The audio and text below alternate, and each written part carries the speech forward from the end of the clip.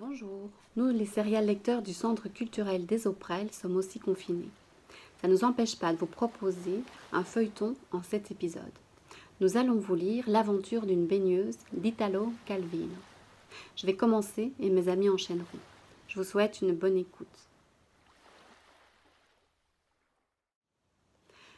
Madame Isotta Barbarino, qui se baignait sur la plage, fut victime d'un contretemps déplorable. Nageant au large, elle songea qu'il était l'heure de rentrer et faisait demi-tour vers la rive lorsqu'elle s'aperçut d'un malheur. Elle avait perdu son maillot. Venait-elle juste de le perdre ou nageait-elle ainsi depuis un moment? Elle n'aurait su le dire. Du 2 pièces tout neuf qu'elle portait, il ne lui restait que le soutien-gorge. Un mouvement de hanche avait dû faire sauter quelques boutons et le slip avait glissé comme un bout de chiffon informe. Il flottait peut-être là, tout près, au-dessous d'elle. Elle plongea dans l'espoir de le retrouver, mais le souffle lui manqua. Seules de vagues ombres vertes vacillaient sous son regard. Maîtrisant son anxiété, elle tenta de mettre de l'ordre dans ses pensées. Il était midi, il y avait un grand monde sur la mer, des pédalos, des périssoirs, des nageurs. Elle ne connaissait personne, elle était arrivée la veille avec son mari, reparti aussitôt en ville. L'unique recours serait de découvrir, parmi les barques, celle d'un maître baigneur, il devait bien y en avoir un, ou d'une personne qui inspirait confiance. Elle appellerait, ou plutôt s'approcherait, parvenant à quémander une aide discrète. Pensant à ces choses, Madame Isotta se maintenait à la surface, le corps pelotonné, haletante, sans oser regarder autour d'elle. Sa tête émergeait, parfois, imperceptiblement, son visage se penchait au ras de l'eau, non pour en percer le secret tenu désormais pour inviolable, mais en un geste de dormeur qui frotte ses paupières et ses tempes contre le drap ou l'oreiller pour retenir les pleurs suscités par un rêve. Et c'étaient bien des larmes qui pesaient ainsi au coin de ses yeux, et ce hochement de tête machinal, un effort sans doute pour les sécher contre la mer. Preuve qu'elle ne se dominait plus, qu'il y avait loin chez elle du sentiment à la volonté. Elle n'était pas calme, elle était désespérée. À perte de vue, la mer immobile, avec de loin en loin l'épaule douce d'une vague, et là-dedans Isotta, non moins immobile, dont les lentes brassées avaient fait place à des battements de mains suppliants. C'était peut-être le signe le plus inquiétant, cette mise en réserve de ses forces, comme en prévision d'une attente interminable, harassante. Le 2 pièces, elle le portait ce matin pour la première fois, et sur la plage, au milieu de tant d'inconnus, elle avait, lui semblait-il, éprouvé un peu de gêne. En revanche, à peine dans l'eau, elle s'était sentie heureuse, plus libre dans ses mouvements. Elle nageait avec davantage d'ardeur. Isotta aimait les longues baignades au large.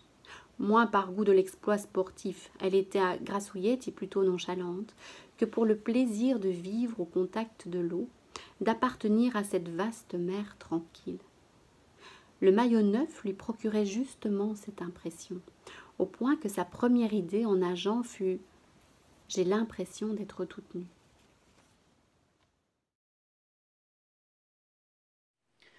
Seule la vue de la plage grouillante l'inquiétait. Ses futures relations de vacances allaient tirer de son 2 pièces des conclusions qu'ensuite elle serait forcée de corriger. Pas tellement une appréciation morale, puisque à présent, sur les plages, on ne voyait plus d'autres costumes. Mais, par exemple, on la jugerait sportive ou à la page, alors que, dans le fond, Isotta était toute simple, une femme d'intérieur. C'était sûrement pour avoir dès le début éprouvé cette perception de soi, si inhabituelle qu'elle ne s'était aperçue de rien quand le fait s'était produit. À présent, le moment de gêne éprouvé sur la plage, la surprise de sentir l'eau sur sa peau nue, la vague préoccupation de devoir se mêler encore à la foule des estivants, tout cela se trouvait amplifié, englouti dans un effarement nouveau, bien plus cruel. Pour rien au monde, elle n'eût voulu regarder la plage. Et elle regarda. Il était midi sonnant. Sur le sable, les parasols à rayures concentriques jaunes et noires posaient le noir de grandes ombres où des corps se tenaient tapis. La grouillante cohue des baigneurs se déversait dans la mer. Les derniers pédalos avaient quitté l'embarcadère et ceux qui revenaient étaient pris d'assaut. avant même d'avoir abordé.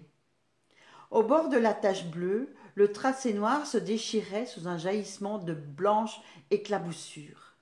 Et, derrière les cordages des parcs, bouillonnait une marmaille à qui la moindre vaguelette faisait pousser des cris aigus ou venait s'engloutir soudain une espèce de mugissement. C'est à l'écart de cette plage qu'Isota était nue. Personne ne s'en saurait douter à la voir nager avec circonspection, sans jamais soulever son corps jusqu'à la surface, ne laissant passer que la tête, et puis un peu les bras et le haut du buste. Elle pouvait, sans trop de risque, continuer à chercher de l'aide, de temps en temps, afin de mesurer ce que ses yeux étrangers pouvaient entrevoir d'elle. Isota s'arrêtait, le corps presque vertical, et tâchait de se regarder. Et voilà que l'inquiétude la gagnait. Les rayons du soleil s'éparpillaient dans l'eau en 1000 papillotes de lumière, enveloppant de leur clarté le mouvement de longues algues. L'essaim fulgurant de petits poissons bigarrés lui montrait tout au fond l'ondulation du sable et au-dessus son propre corps.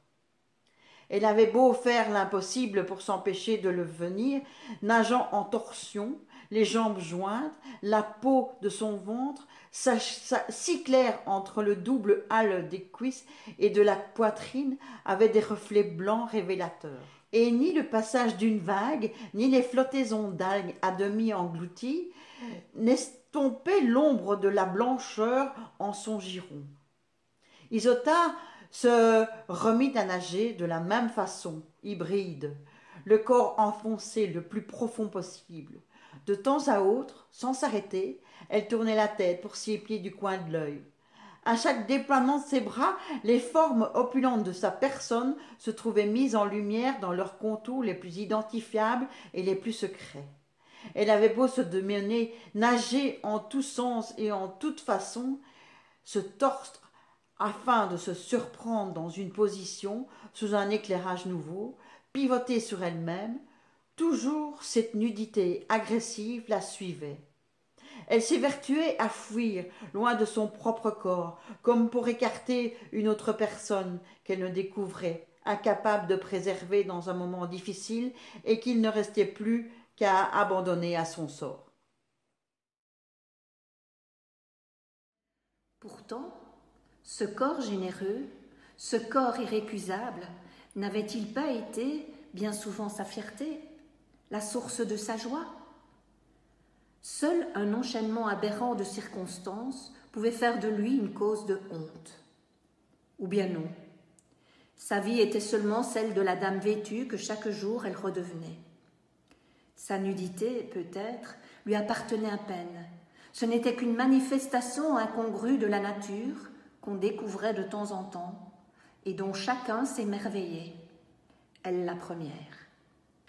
Isota se souvenait que jamais, seule ou auprès de son mari, elle n'avait pu rester sans un air de complicité, d'ironie mi-timide, mi-aguichante, comme si elle s'était affublée de quelques joyeux déguisements, le temps d'un discret mardi gras conjugal.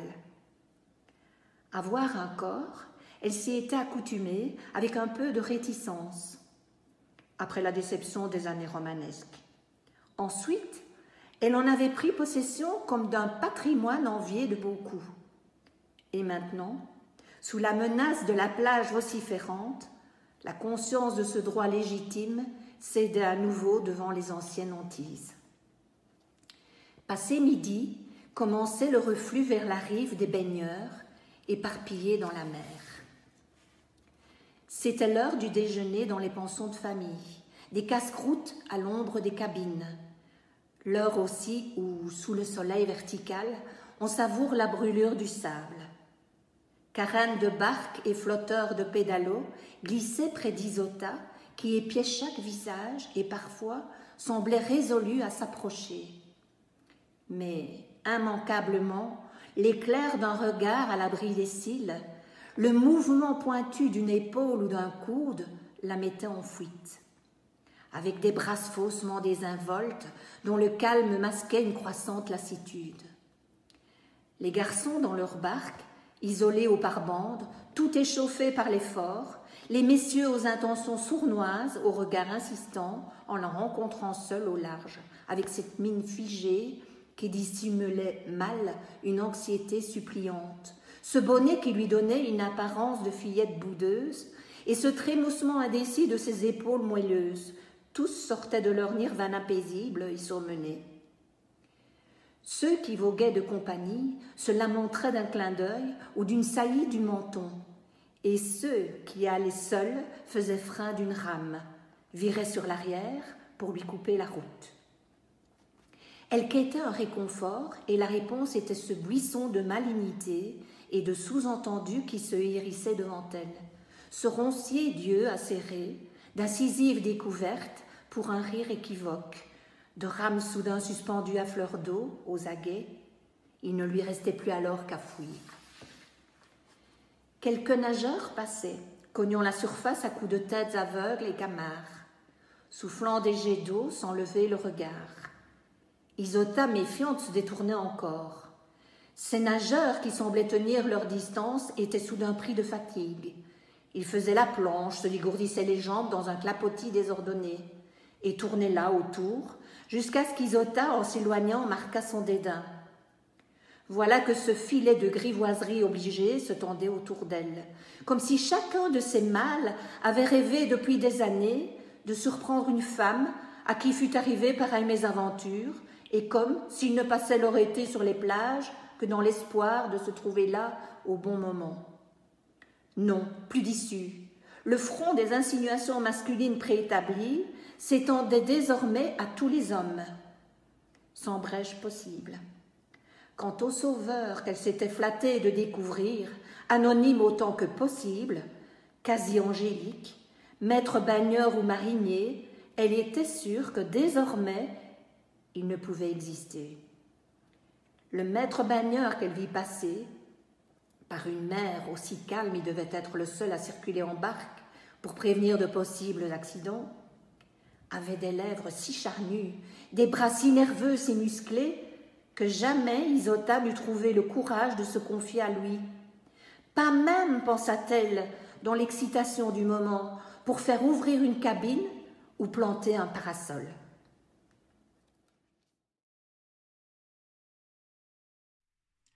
Jusque-là, c'était toujours à des hommes qu'elle avait pensé s'adresser.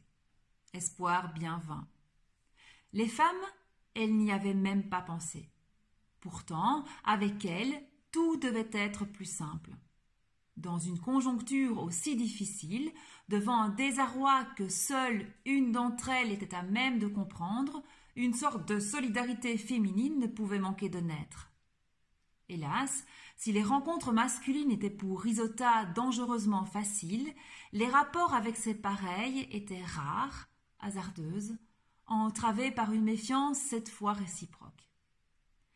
Les femmes, pour la plupart, circulaient sur des pédalos auprès d'un compagnon, jalouses, inaccessibles, le regard vers le large où ce même corps dont Isota subissait la honte serait pour elle l'arme d'une méticuleuse stratégie. De temps en temps, s'avançait une embarcation remplie de filles pépillantes et empourprées. Isota ressentait toute la distance entre l'infime vulgarité de son tourment et leur insouciance d'oiseau. Elle songeait qu'il lui faudrait répéter un appel que la première fois, les autres n'auraient certainement pas entendu. Elle imaginait leur mine surprise à son explication et ne savait plus à se résoudre à les interpeller. Vint à passer, seule, sur une périssoire, épanouie de plaisir et d'égoïsme, une blonde toute bronzée. Celle-là, évidemment, filait au large s'offrir, toute nue, un long bain de soleil. Et le soupçon ne l'effleurait pas que cette nudité pût devenir un malheur, une malédiction. Isota mesura à présent combien la femme est seule et combien parmi ses pareils est rare, brisée peut-être par le pacte avec l'homme, est rare une générosité réciproque et spontanée qui devance la prière et qui, au moindre signal, les unit devant ces misères secrètes que l'homme ne sait pas deviner. Les femmes ne l'auraient jamais sauvée, et un homme lui manquait. elle se sentit à bout de force. Une petite bouée, couleur rouille, que jusque-là des grappes de marmots plongeurs avaient prise d'assaut, fut abandonnée tout à trac dans un plongeon général.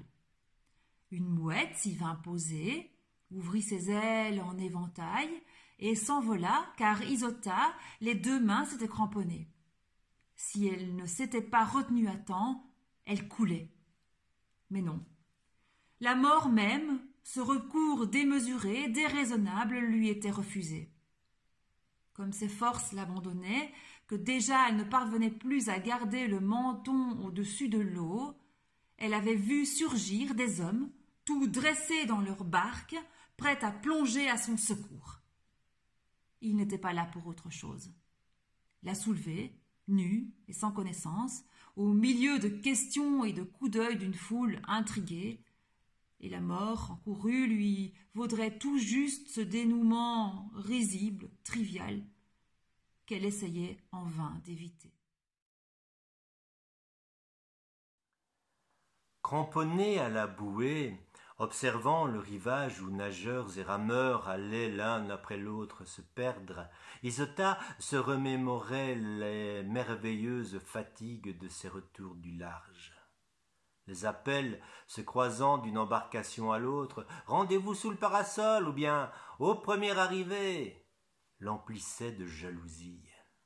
Mais il suffit qu'elle aperçût un gaillard maigre avec des pantalons collants debout dans une barque à moteur arrêté, cherchant du regard Dieu sait quoi dans l'eau, pour qu'aussitôt la terreur d'être vue, le souci de se cacher haletant à l'abri de sa bouée, engloutissent la nostalgie du retour. Depuis combien de temps était-elle là? Elle ne savait plus.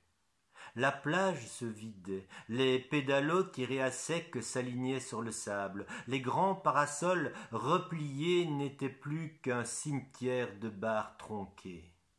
Les mouettes volaient à fleur d'eau. Dans la barque, toujours à l'arrêt, l'homme maigre avait disparu. À sa place pointait la figure ébahie d'un petit garçon ébouriffé.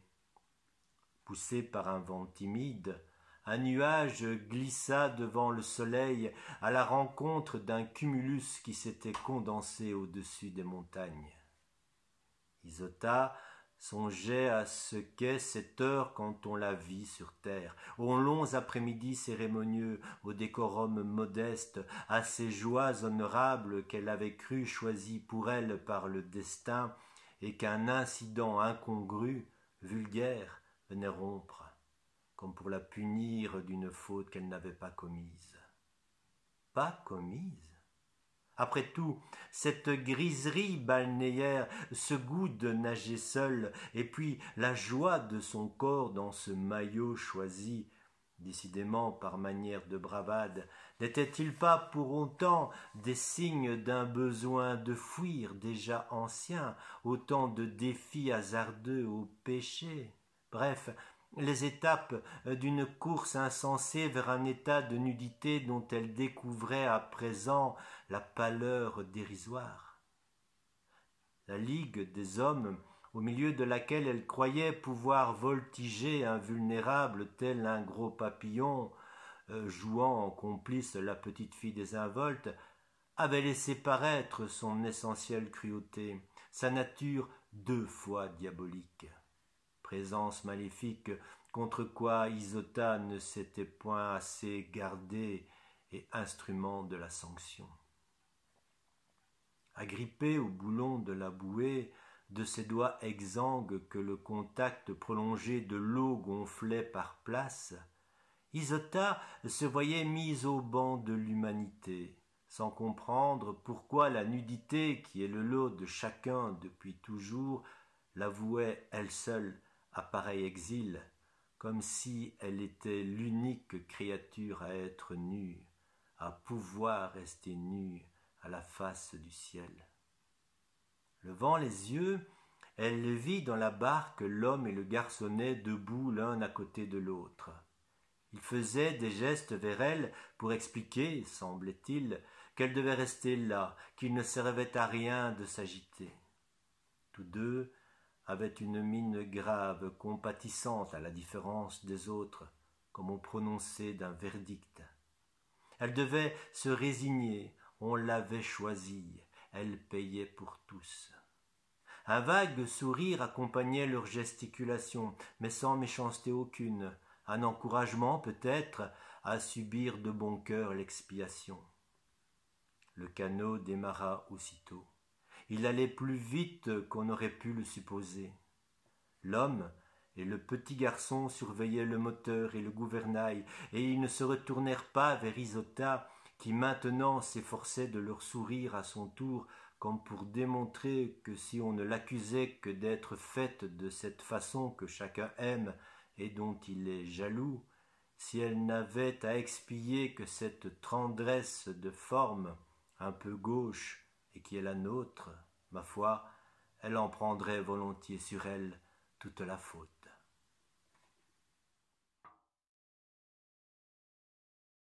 Le mystérieux manège de la barque et puis ce tourbillon de pensées confuses l'avaient comme engourdie, au point qu'elle ne découvrit pas tout de suite qu'elle avait froid. Son léger embonpoint lui permettait des baignades prolongées, même par temps frais, au grand étonnement de son mari et de ses parents tous plutôt maigres. Mais cette fois, elle était depuis trop longtemps dans l'eau et le soleil s'était caché. Elle avait la chair de poule, son sang lentement se glaçait. Sous les frissons qui la secouaient, Isota se découvrit vivante, en péril de mort et innocente. Car cette nudité qui tout d'un coup l'avait gagnée, elle l'avait toujours acceptée loyalement, non point comme une faute, mais comme une innocence menacée, une fraternité secrète, la chair et le noyau de sa présence au monde. C'étaient eux, les rieurs dans les périssoirs, les indifférentes sur leurs parasols, eux qui la récusaient, cette nudité, qui dénonçait un objet de scandale en faisant matière d'accusation, c'étaient eux, les coupables. Elle ne voulait pas payer à leur place. Elle se tordit, agrippée à sa bouée, claquant des dents, les joues mouillées de larmes. Là-bas, du petit port, revenait la barque à moteur, plus vite encore que tout à l'heure. À l'avant, le petit garçon déployait une étroite voile verte, une jupe. Quand le canot stoppa près de la bouée, quand l'homme maigre tendit une main pour l'aider à grimper à bord, de l'autre main il se couvrit les yeux en souriant, Isota était désormais si loin de croire qu'on pût lui venir en aide. Ses pensées l'avaient menée si loin qu'elle fut un moment sans pouvoir assembler sensations, idées et gestes. Sa main se soulevait déjà vers elle, tendue de l'homme qu'elle croyait encore à une hallucination, et commençait à peine de croire que la barque était vraie, qu'elle était venue jusque-là pour la délivrer. D'un coup, tout devint merveilleusement simple et facile. Les divagations, le froid, l'angoisse furent oubliés.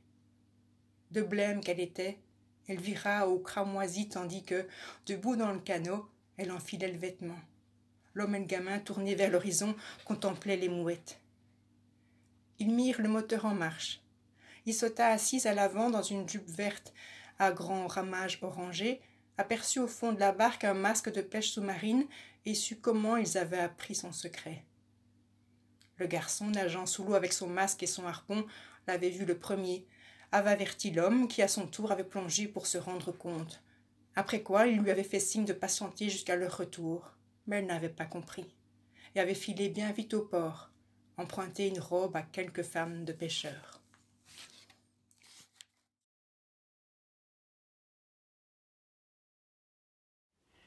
L'homme et l'enfant, installés à l'arrière, leurs mains à plat sur leurs genoux, souriaient. Le petit, tout ébouriffé, pouvait avoir dans les 8 ans. Il ouvrait des yeux tout ronds, avec une grimace ébahie de poulain.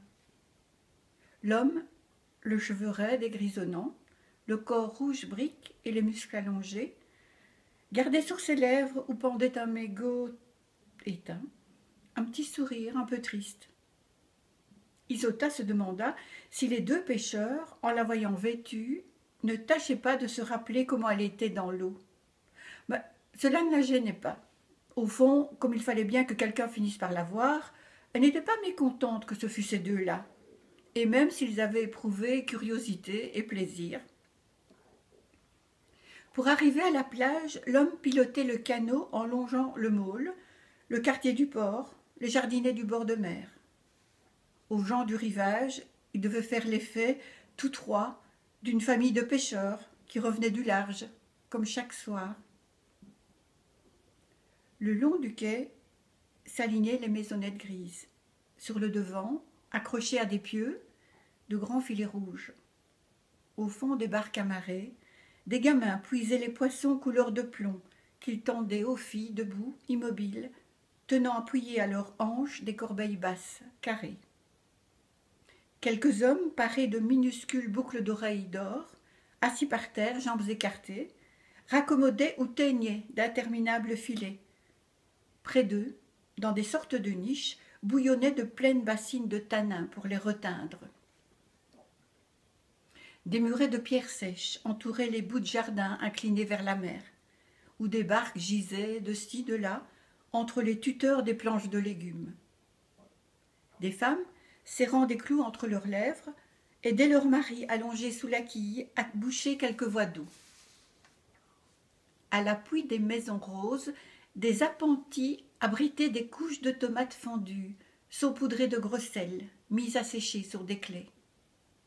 Des enfants grattaient parmi les plants d'asperges en quête de vers de terre. Quelques vieux, armés d'un pulvérisateur, passaient les néfliers à l'insecticide. Les melons jaunes se gonflaient sous le couvert des feuilles râpeuses. Des grands-mères faisaient frire dans des poêles calamars, poulpes ou fleurs de courge enrobées de farine. Des chalutiers en construction dressaient leurs proues dans une bonne senteur de copeaux rabotés de frais. Et des apprentis calfats s'étaient pris de querelle et se menaçaient de leurs longs pinceaux noirs de goudron. Là-bas commençait la plage, avec ses châteaux et ses volcans de sable désertés par les enfants. Isota, assise dans la barque, en compagnie des deux pêcheurs, affublée de cette extravagante robe verte à ramages, eût aimé, au fond, que le voyage se prolongeât encore un peu. Mais déjà le canot pointait vers le rivage, où les garçons de bain emportaient les dernières chaises longues. L'homme s'était penché sur le moteur, en lui tournant le dos, un dos rouge brique que barraient les saillies de l'épine dorsale, et dont la peau rude et salée frémissait, comme parcourue par un soupir. Voilà, les sérial lecteurs du Centre culturel des Auprelles vous remercie de votre attention et peut-être à bientôt.